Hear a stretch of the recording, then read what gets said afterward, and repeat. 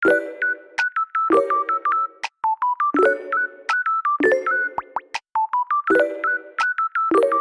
umaga mga bata. Magandang umaga din po, teacher. Kamusta kayo? Mabuti po.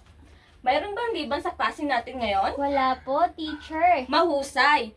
O Kinilin, pwede bang ikaw manguna sa ating panalangin ngayon? In the name of the Father, the Son, the Holy Spirit. Amen. Angel of God, my guardian dear. Amen. In the name of the Father, the Son, the Holy Spirit. Amen. Okay, mapo ka na, Nilin. Mga bata, naaalala niyo pa ba ang mga alituntunin natin dito sa loob ng silid-aralan? Opo, teacher. Ano-ano nga iyon? Igalang ang bawat isa. Panatiling Maghintay po, mga bata. Ipapakita ko ang mga alituntunin dito sa ating silid-aralan. Bago niyo babasahin muna ni teacher ang mga alituntunin natin. Naintindihan ba mga bata? Opo, teacher. Mga alituntunin dito sa silid-aralan. Igalang ang bawat isa. Igalang Panatilihing malinis ang silid-aralan. Huwag maingay at itaas lamang ang kamay kapag sasagot. Mga bata, pwede bang kayo na ang magbasa? Igalang ang bawat isa. Panatilihing malinis ang silid-aralan. Huwag maingay. Itaas lamang ang kamay pag sasagot. Mahusay mga bata. Bago tayo magsimula, mga bata, ano nga ba ang ibig sabihin ng kalinisan? Ang kalinisan po ay pagiging malinis sa katawan at paligid. Bakit mahalagang panatilihing malinis ang ating kapaligiran? Mahalaga po ito upang maiwasan ang sakit. Paano mo ipapakita ang pagiging malinis sa loob ng silid-aralan?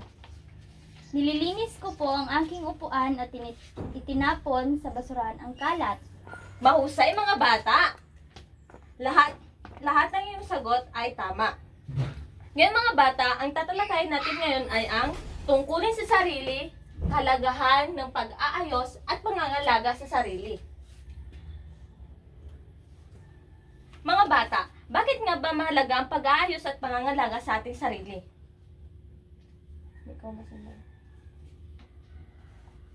Wala mga bata. Bakit nga ba mahalaga? Ang pag-aayos at pangangalaga sa ating sarili ay nagpapakita ito ng pagmamahal at pangangalaga sa ating sarili. Kaya ito ay mahalaga. Naintindihan po mga bata? Oh. Ngayon naman mga bata, may babasahin ako at ang gagawin nyo lamang ay sasagot sa aking mga katanungan. Kaya makinig. Naintindihan po ba? Opo. Isang halimbawa. Isang batang marumi. Gusot ang damit at hindi naliligo. Pangalawang halimbawa, ang isa naman ay batang maayos at naliligo at malinis. Ngayon mga bata, alin sa kanila ang gusto nyong tularan? Ang malinis po, teacher. Ang malinis? Tama! Mahusay mga bata! Ngayon mga bata, may babasahin ulit ako ng isang sitwasyon. At sasabihin nyo kung ginagawa nyo rin ito sa loob ng bahay. Makinig mga bata. Isang bata nagsisipilyo ng ngipin bago matulog. Ginagawa nyo ba ito? Opo, teacher. Magaling. Isang batang nag-aayos ng buhok bago pumasok sa paaralan. Opo, teacher. Isang batang naglilinis ng kanyang mga kuko. Opo, teacher. Isang nagpapalit ng damit pagkatapos maglaro. Magaling mga bata. Lahat ng yan ay mga halimbawa ng tungkulin sa sarili. Ngayon naman mga bata ay dumako na tayo sa ating aralin. Handa na bang makinig at matuto? Opo. Ang bawat isa sa atin ay may mga tungkulin at responsibilidad. Isa sa pinakamahalagang tungkulin natin ay ang tungkulin sa sarili. Ang tungkulin sa sarili ay tumutukoy sa mga bagay na ginagawa natin upang mapanatiling malinis, maayos at malusog ang ating pangangatawan. Kapag inalagaan natin ang ating sarili, nagpapakita ito ng disiplina at paggalang sa ating sarili. Tama po ba mga bata? Opo, teacher.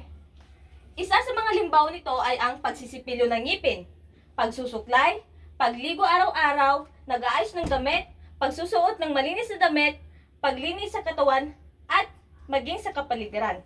Lahat ng ito ay halimbawa ng pag-aayos at pangangalaga sa ating sarili upang sa ating sarili maging sa kapaligiran. Ginagawa niyo rin ba ito, mga bata? Opo. Ang gagaling ng mga bata. May mga ilang katanungan ako ang inihanda dito. At kailangan niyo itong sagutin. Naintindihan po ba, mga bata? Opo. Ano ang mangyayari kapag hindi natin naaalagaan ang ating sarili? Magkakasakit. Magkakasakit? Ano pa? Wala na, mga bata? Magkakasakit lang ba? Manghihina. Manghihina. Paano mo maipapakita sa araw-araw ang pangangalaga sa sarili? Naliligo po ako. Naliligo? Nagsisipilyo. At Nagsisipilyo? nagsusuklay araw-araw. Mahusay! Ang galing naman ni Nilin! Teacher, ako din. Bakit mahalaga na maging malinis bago pumasok sa paaralan? Mahalaga po para magmukhang maayos at handa sa klase. Mahusay! Paano mo matutulungan ang iyong kapatid o kaibigan na maging maayos sa sarili? Tinutulungan ko po silang magugas ng kamay at magayos ng gamit. Magaling, mga bata! Dahil dyan, bigyan natin ng kokot clap ang ating sarili. 1, 2, 3. 1, 2, 3. Koka! Koka! Mahusay! Ngayon, mga bata, magkakaroon tayo ng pangkat ng gawain. Hahatiin ko kayo sa 3 grupo at ng bawat grupo ay may iba't ibang activity na gagawin. Naintindihan po ba, mga bata? Opo! Ito ang pangkat 1. Para sa pangkat 1, ilista ay iguhit sa papel ang 5 paraan ng pagpapanatiling malinis sa katawan. Halimbawa nito ay pagpaligo araw-araw, pagsusuklay, pagsisipilyo. At pumili ng isa sa listahan at ipakita sa kilos kung paano ito ginagawa. Naintindihan po ba ang pangkat 1? Opo! Para naman sa pangkat 2,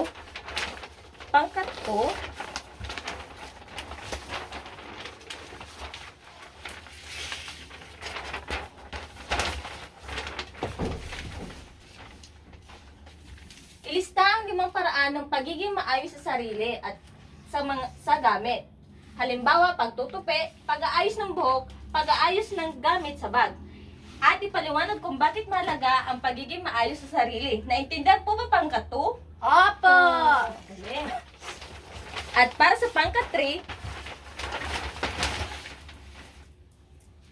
magbigay ng 3 halimbawa kung paano mo maipapakita ang disiplina sa pangangalaga sa sarili. Halimbawa, pagising ng maaga, pagkain ng masustansya at iba pa. At sabihin ito sa harap ng klase ang lahat na inilista. Naintindihan po ba pangkat 3? Opo! Ngayon, pwede na kayo magsimula.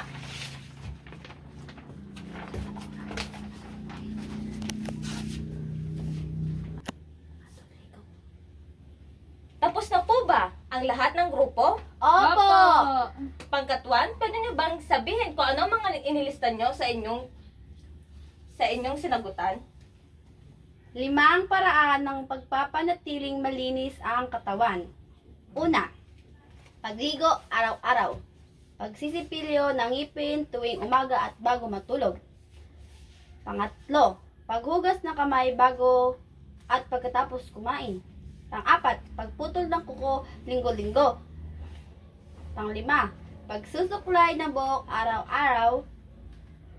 Halimbawa ng kilos na ipapakita. Isang bata ang magpapakita ng pagsisipilyo o paghugas ng kamay. Mahusay, pangkat 1! Ang pangkat 2 naman, Saglit lang po, teacher. 5 paraan ng pagiging maayos sarili at gamit. Una, pagtupi ng mga damit pagkatapos gamitin. 2, pag-ayos ng buhok bago pumasok sa paaralan. 3, pagsusuot ng malinis at maayos na uniforme. 4 ay pag-ayos ng gamit sa bag bago matulog. Paggamit ng panyo kapag pawis o umuubo. Mahalaga po ang pagiging maayos sa sarili upang magbukhang malinis at presentable. Mahusay, pangkat 2. Ang pangkat 3 naman. Tatlong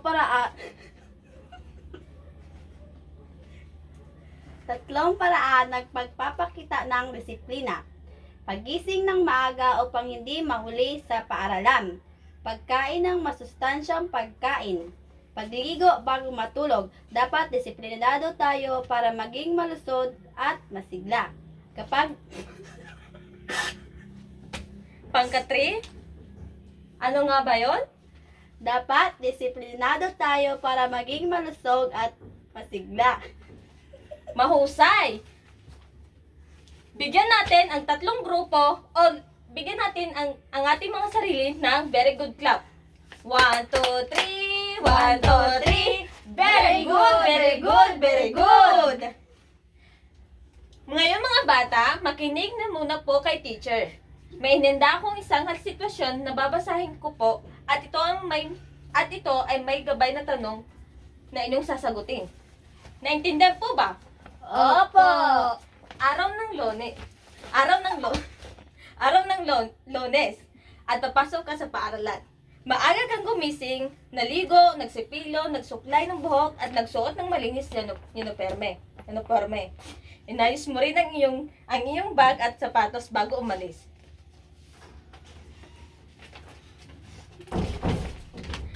Ito na ang tanong mga bata. Ano ang pinapakita mo sa pamamagitan ng iyong mga ginagawa? Ipinapakita ko po na marunong akong mag-alaga sa aking sarili. Paano nakakatulong ang pagiging malinis, maayos at disiplinado sa inyong pang-araw-araw na buhay? Masarap sa pakiramdam kapag malinis at maayos sa sarili. Mahusay mga bata, ang gagaling nyo sumagot. Mga bata, naintindihan nyo ba ang ating tinalakay ngayon? Opo! Ano ang natutunan nyo sa ating tinalakay? Ang natutunan ko po, teacher, ay maging malinis, maayos sarili, at hindi lamang po sa katawan, maging sa paligid. Tama. Ano ang dapat natin gawin upang mapanatiling maayos at malinis ang ating sarili? Dapat po tayong maligo, magsipilyo, magsuklay, at maglinis ng katawan araw-araw. Bakit mahalaga magkaroon ng disiplina sa pag-aalaga sa sarili? Mahalaga po ang disiplina para hindi tayo magkasakit at maging presentable sa paaralan. Tama ang mga bata. Lahat ng inyong sagot ay tama. At umaasa ako na sa inyong natutunan ngayon ay maging isang aral o inspirasyon ito sa pag-aalaga at pag-ayos sa ating sarili. Ngayon mga bata, magkakaroon na tayo ng maikling pagsusulit. Handa na ba? Opo! Ngayon mga bata, narito ang pagdatayan ng aralin. Babasahin ko ang panuto at maaari na kayong sumagot pagkatapos ko. Naintindihan po ba mga bata? Opo, teacher! Panuto. Piliin ang tamang sagot at sulat ng titik sa sagutang papel. Number 1. Bakit mahalaga maligo araw-araw? A. Para magmukhang maganda lamang. B. Para maging malinis at makaiwas sa sakit. C. Para hindi mapagod. Number 2. Kailan dapat magsisipilyo ng ngipin? A. Tuwing gabi lamang. B. Tuwing umaga lamang. At C. Tuwing umaga, gabi at pagkatapos kumain. Number 3 naman, ano ang dapat gawin bago kumain? A. Maglaro muna. B. Hugasan ng kamay. C. Matulog. And number 4, alin sa mga ito ang nagpapakita ng pagiging maayos? A. Nakaayos ang gamit sa bag. B. Nakakalat ang mga laruan. And C. Maruming uniforme. Number 5, paano mo maipapakita ang disiplina sa sarili? Pagising ng maaga.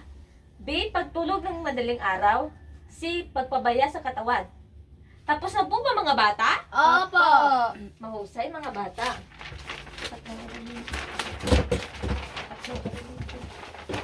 Ngayon mga bata, narito ang inyong takdang aralin.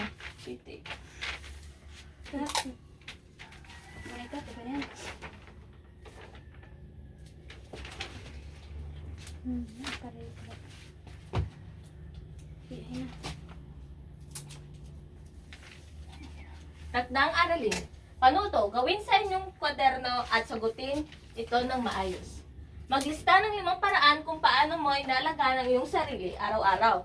Maaari kayo magpatulong sa inyong magulang o kapatid. Naintindihan po ba mga bata? Opo, Opo, teacher! Ngayon lamang pa.